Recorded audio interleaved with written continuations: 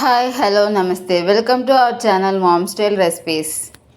ఈరోజు చేయబోతున్న రెసిపీ ఆవపెట్టిన పులిహోర. స్టవ్ పైన కళాయి పెట్టి 1 టేబుల్ స్పూన్ ఆవాలు, 5 ఎండుమిర్చి వేసి 1 నిమిషం తర్వాత తగినంత గళ్ళుప్పు వేసి ఎర్రగా వేయించి మెత్తగా గ్రైండ్ చేసుకోవాలి.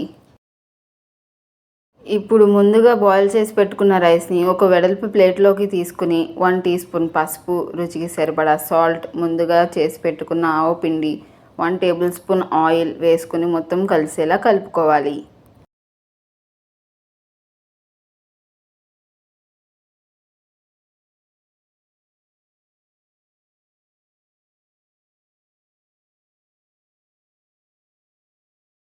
ఈ విధంగా మిక్స్ చేసుకున్నాక తాలింపు కోసం స్టవ్ పైన కళాయి పెట్టి 2 టేబుల్ స్పూన్ ఆయిల్ వేసుకుని వేడెక్కాక వేరుశనగ గుళ్ళు, 4 పచ్చిమిర్చి, 4 ఎండుమిర్చి వేసి వేగిన తరువాత తాలింపు దినుసులు, జీలకర్ర, అల్లం తురుము వేసి ఎర్రగా వేయించుకోవాలి.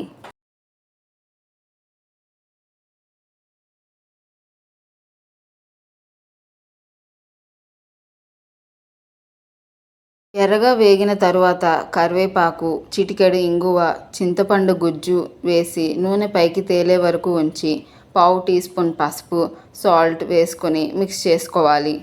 చివరిగా జీడిపప్పులు కూడా వేసి మిక్స్ చేసుకుని స్టవ్ ఆఫ్ చేసి ముందుగా మిక్స్ చేసుకున్న రైస్లో వేసి మిక్స్ చేసుకోవాలి.